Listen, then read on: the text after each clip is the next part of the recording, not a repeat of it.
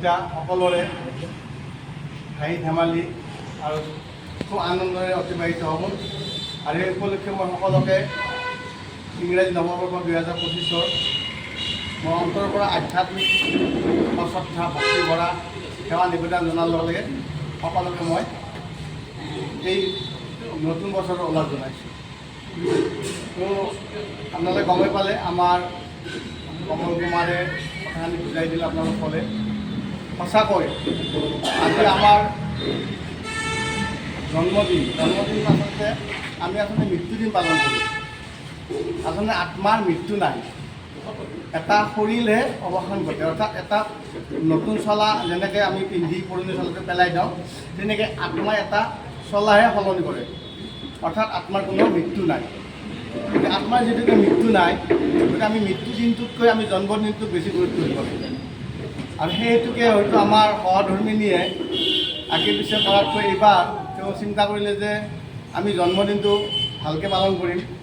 আৰু তেখেতে বহুত আগ্ৰহেৰে আজি এনেকুৱা অনুষ্ঠান এটা প্ৰতিফলিত কৰিবলৈ আগ্ৰহ হৈছে। আৰু যেতিয়া মই তেওঁক ক'লোঁ যে যদি জন্মদিনটো মোক তেনেকৈ পালন কৰা হয়, জন্মদিনত এটা মোৰ চৰ্ত আছে, লিখি চৰ্ত আছে যে মই সেই দিনটোত কিন্তু এটা ভাল অনুষ্ঠানৰ লগত মই চিনাকি হৈছোঁ। সেই অনুষ্ঠানৰ মাধ্যমেদি সেই দিনটোত মই কি কৰোঁ, মোৰ দেহৰ কিছু অংগ মই দান কৰিম। তেতিয়া তেওঁ ক'লে কিয় দান কৰিব? মই ক'লোঁ চাওক, আমাৰ দিনত এটা হিন্দু ধৰ্ম পৰম্পৰা মতে কয় কি দেহাটো মৰা দেহাটো চোৱা হ'ব নালাগে, অমুক হ'ব নালাগে, তেনেকৈ কৰিব নালাগে, বা এনেধৰণৰ তাক সৎকাৰ কৰিব লাগে, ফুৰিব লাগে। কিন্তু মই সৰুৰ পৰা এটা কনচেপ্ট আছিল, মই দেখিছিলোঁ যে মানুহ পৰিলে কি হয়, ছাই হৈ যায়। তাৰপাছত তাৰ একো ফল নাপায়। আৰু তাৰ আমি ছাই এটুকুৰা অস্থি, যিবিলাক অস্থি মানুহ বা কিবা মানুহ শ্ৰাদ্ধপিণ্ড কৰিলোঁ, বা যিবিলাক মানুহ স্মৰণ কৰি আমি শ্ৰাদ্ধপিণ্ড কৰিলোঁ, এনেধৰণে আমি নিশ্চয়ৰে আমাৰ এই সত্ৰৰ সত্ৰাধিকাৰ সনাতন দাসবাবদেৱ তেখেতে বিভিন্ন ধৰণৰ সামাজিক কামত ব্ৰত হৈ আছে। এক অত্যন্ত সাধক হিচাপে, সমাজৰ সাধক হিচাপে তেখেতে বিভিন্ন ধৰণৰ কাম কৰি আছে। আমাৰ এই সত্ৰতে তেখেতৰ এটা বৃদ্ধাশ্ৰমো আছে। নিশ্চয়কৈ বিভিন্ন ধৰণৰ কাম তেখেতে কৰি ভাল পায়। আজি তেখেতৰ এই জন্মদিনত, উপজাৰ দিনত ৰাইজৰ বাবে আৰু কিছু তেওঁ বহুখিনি দি যোৱাৰ কাৰণে শুনা পালে। তেখেতৰ প্ৰতিটো অংগ প্ৰত্যংগ ৰাইজৰ নামত বা সমাজৰ নামত তেখেতে দান দিয়াৰ কাৰণে আমি তেখেতক সঁচাকৈ প্ৰভু জনাৰ লগ পোৱাৰ নিচিনা আমাৰ লাগিছে। এনেধৰণৰ দান নিশ্চয়কৈ পৃথিৱীত বিৰল আছে। মানুহে হয় কেতিয়াবা চকুৰ জুই দান দিয়ে, কেতিয়াবা কিডনী দান দিয়ে। কিন্তু প্ৰতিটো অংগ দান দিয়া ক্ষেত্ৰত আমি এনেধৰণৰ দান আমি বিৰল আছে পৃথিৱীত। নিশ্চয়কৈ এইটো মহান দান। তেখেতক এনেধৰণে দান কৰাৰ কাৰণে আমি প্ৰণাম জনাইছোঁ, ক্ষমা জনাইছোঁ। নিশ্চয়কৈ এনেধৰণৰ দানে তেখেতৰ আত্মা কিমান মহান এইটো এটা প্ৰমাণ দিছে। নিশ্চয়কৈ তেখেতৰ জন্মদিনৰ শুভেচ্ছা জনাইছোঁ। আজিৰ পৰা বহুত দিন আগত আজি এটা ভাল লাগিল, পথিকৰ 21 বছৰ যাত্ৰা। আৰু মোৰ চিন্তাৰ বিষয়টো 21 বছৰ হ'ল। যেতিয়া প্ৰথম ইয়াতে আহিছিলোঁ তো দেখিছিলোঁ আমি মই ভূতনাথ শ্মশানত কিছু সময় বহিছিলোঁ, বহি দেখিছিলোঁ বিভিন্ন মানুহৰ তাতে সৎকাৰ হৈ আছে। তো মই ভাবিছিলোঁ এই সৎকাৰ হোৱা মানুহখিনি দেহটোতো পুৰি আছে, দেহটোৰ লগত কিছুমান বহুত অমূল্য সম্পদ, যেনে চকু দুটা, কিডনী দুটা, তেনেকুৱা বস্তুবিলাকৰ লগত ধাৰণ হৈ গৈছে।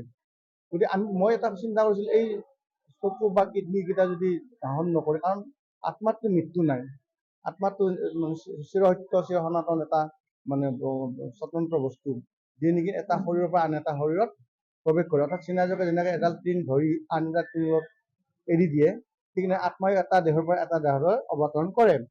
কিন্তু আত্মাৰ মৃত্যু নাই, কিন্তু শৰীৰটো অৱসান আছে। যেনেকৈ আমি পুৰণা চলা এটা সলাই দিওঁ, ই এটা নতুন চলা পিন্ধি, তেনেকৈ গতিকে আমি শৰীৰটোৰ লগত আমাৰ ভিতৰত থকা যি অমূল্য সম্পদ, চকুৱে হওক বা কিডনীয়ে হওক, এই দুটা যদি আমি পুৰি নেপেলাই, যদি আমি চকু দুটা দুজন অন্ধ মানুহ দান দিওঁ, দুজন মানুহে চকু দেখিবলৈ পালে, ধৰণৰ পোহৰ পাবলৈ পালে, সক্ষম হ'ল। বা যদি আমি কিডনী দুটা, আজি চাওক কিডনীৰ কাৰণে মানুহ কিমান হাবাথুৰি খায়, টকা পইচা ভৰিও কিডনী সংস্থাপন কৰে, কৰাৰ পিছতো ছাকচেছ নহয়, বিভিন্ন ধৰণৰ সমস্যাত জড়িত হৈ এটা মানুহ মৃত্যুৰ পৰ্যায়লৈ গুচি যায়। গতিকে মই ভাবিছোঁ যদি এই কিডনীবিলাক যদি সংৰক্ষণ কৰি যদি আমি দুটা মানুহ দিব পাৰোঁ, তেনেহ'লে নিশ্চয় দুটা মানুহ মৃত্যুৰ পৰা তেওঁ হাত সাৰি বা এখন ঘৰত এটা সুস্থ হৈ দিবলৈ তেওঁ পাৰিব ঈশ্বৰৰ কৃপা হ'লে। গতিকে এনেকুৱা এটা চিন্তা চৰ্চালৈ মই বহুত ধৰণৰ অনুষ্ঠানৰ লগত জড়িত মানে আলোচনা কৰি আছিলোঁ, কিন্তু সেই ধৰণৰ কোনো মোক আশ্বাসগত অনুষ্ঠান হিচাপে মোক মানে বুজাব পৰা তেনেকুৱা ধৰণৰ অনুষ্ঠান আৰু এটা কথা সুধো আপোনাক, আপুনি অসমৰ নাই, একো অসুবিধা নহয়। কাৰণ এইটো মানুহৰ এটা ভুল ধাৰণা, ভুল মেছেজ আমাৰ সত্ৰবিলাকত গৈ আছে। আমাৰ গুৰুসকলে বা আমাৰ যিবিলাক সত্ৰৰ নিৰ্দেশন পথ প্ৰদৰ্শক তেওঁলোকে এটা সুন্দৰ এটা মানে কুসংস্কাৰৰ পৰা আঁতৰি আহিব বিচৰা নাই এতিয়ালৈকে মই দেখিছোঁ। অন্ধবিশ্বাস জীৱিত হৈ আছে। হিন্দু সনাতন ধৰ্মৰ লগত তেওঁলোকে এটা সম্পৰ্ক ৰাখি যে আত্মাটো যদি আমি শৰীৰটো যদি আমি দাহন নকৰোঁ তেতিয়াহ'লে এনেকুৱা হ'ব পাৰে। গতিকে এনেধৰণৰ কিছুমান কুসংস্কাৰ বিয়পি ৰাখে। কিন্তু আচলতে চাওক, এই অনুষ্ঠানটো বা এই অনুষ্ঠানটোৰ আত্মাটো শৰীৰটোৰ একো মূল্য নাথাকে। তাৰ ভিতৰত থকা চকু দুটা বা কিডনী দুটা বা বিভিন্ন অংগ প্ৰত্যংগ যদি আমি আমাক লৈ যায় মেডিকেল, সেইবিলাক উলিয়াই নি সংস্থাপন কৰিব দিয়ে, আকৌ ডেড বডিটো ঘৰত মানে সংস্কাৰৰ কাৰণে পঠাই দিয়ে। সেইটো এটা মানে ভুল ভাবিব নালাগে। কাৰণ ডেড বডিটো সংস্কাৰৰ কাৰণে পঠাই দিয়ে, গতিকে তেওঁলোকে হয়তো এদিন বা দুদিনৰ কাৰণে ডেড বডিটো মেডিকেলত দিব লাগিব পাৰে, একো অসুবিধা নাই।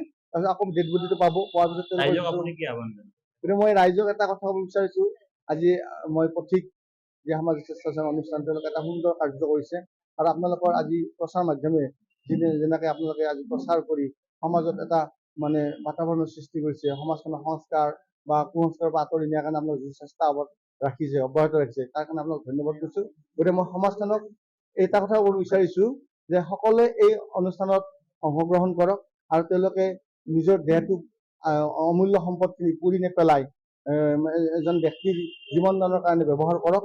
আৰু তেওঁলোকে এই ব্যৱহাৰ কাৰণ মানৱৰ অংগ দানে হৈছে আটাইতকৈ পৃথিৱীত আচল সেৱা। মানুহৰ সেৱাটোৱে ভগৱান সেৱা। গতিকে ভগৱান বুলি আমি যাক ভাবি আছোঁ সেইটো আচলতে মানুহৰ মাজতে বা জীৱৰ মাজতে পোৱা যায়। আৰু সংগঠন বুলি নকওঁ, এটা স্বেচ্ছাসেৱী অনুষ্ঠান য'ত মানুহৰ সহমৰ্মিতাৰে এটা অনুষ্ঠান গঢ়া হৈছে। ইয়াত যিসকল সদস্য আছে সকলোৱে নিজৰ মতেৰে ইয়াত আহিছে।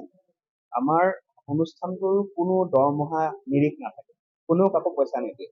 আমি নিজে নিজে নিজৰ নিজৰ সংস্থাপন নিজে কৰিছোঁ, আৰু এইটো কেৱল সমাজৰ হিতৰ কাৰণে কাম কৰিবলৈ আমি একগোট হৈছোঁ। আৰু সেই মনোবৃত্তি সকলোৱে থকাৰ কাৰণে আমি এনেকে যোৱা 21 বছৰে আমি লাগি দিব পাৰিছোঁ। প্ৰত্যেকজন ব্যক্তিৰে একেই মানসিকতা, আৰু এনেকে ধৰণে আগবাঢ়ি যাওঁতে প্ৰত্যেকটো খোজতে কোনোবা নহয় কোনোবা এজন পাইছোঁ। আজি ধৰি লওক এই সনাতন বাপ ডাঙৰীয়াক পালোঁ। এতিয়া আমি সত্ৰত এতিয়ালৈকে ভবা নাছিলো যে আমি সত্ৰত অংগদানৰ বিষয়ে কিবা এটা কথা পাতিম, বা আমি ভাবিহে আছিলো, কিন্তু ভাবা মানে পথ এটা বিচাৰি পোৱা নাছিলো। কিন্তু হঠাৎ তেখেতৰ ফোন কলটোৱে আমাক এটা উকমুক টুকাই থকা মানে এটা ৰাস্তা, এটা পথ এটা দিলে, যিটোৱে হয়তো এতিয়া গোটেই অসমৰ সত্ৰ সমাজত এটা আলোড়ন হ'ব আৰু এটা পথ দিব, যিটোৱে তাৰমানে আমাৰ প্ৰথম সত্ৰাধিকাৰ হ'ব আমাৰ লগত জড়িত হোৱা, বা আমি জনাত এতিয়ালৈকে যি অংগদান কৰিছে। আৰু সত্ৰত মানে ধৰি লওক কিছুমান কুসংস্কাৰ বা এনেকুৱা কিছুমান কথা থাকে, বা তেওঁলোকৰ অলপ আধ্যাত্মিক বেলেগ ধৰণৰ চিন্তা থাকে, যাৰ কাৰণে এইখিনি কথা নকয় বা মানুহৰ আগলৈ নাহে। কিন্তু এইটো এটা ব্যতিক্ৰম হ'ব, যিটোৰ থ্ৰুৱেদি মানুহে ওলাই আহিব বা বুজি পাব যে অংগদানটো এটা বেলেগ ধৰণৰ অদ্ভুত কাণ্ড নহয়, ই এটা সমাজৰ হিতৰ কাৰণে কাম কৰা এটা ভাল কথাহে। আৰু যিটো মানে প্ৰভু ঈশ্বৰৰ যিটো কথা কওঁ, প্ৰভু ঈশ্বৰৰ লগত টাচ কৰিব পৰা এটা মাধ্যমহে। গতিকে এই এনেকুৱা এটা মাধ্যমৰ লগত আমাক জড়িত কৰাৰ কাৰণে মই সত্ৰাধিকাৰ সনাতন ডাঙৰীয়াক আমি ধন্যবাদ আৰু কৃতজ্ঞতা জনাইছোঁ। আৰু এই সত্ৰৰ, বিশেষকৈ এই সত্ৰৰ মাজভাগত আহি আমাক এনেকুৱা এখন ঠাই দিয়াৰ কাৰণে, মঞ্চ দিয়াৰ কাৰণে আমি কৃতজ্ঞতা হৈ ৰম। আৰু এই মঞ্চৰে অসমৰ সমূহ সত্ৰলৈ এই বাৰ্তাটো প্ৰেৰণ কৰিবলৈ আপোনালোকৰ থ্ৰুৱেদি আশা প্ৰকাশ কৰিলোঁ যে এইটোৱে যাতে এটা মেছেজ সকলোৱে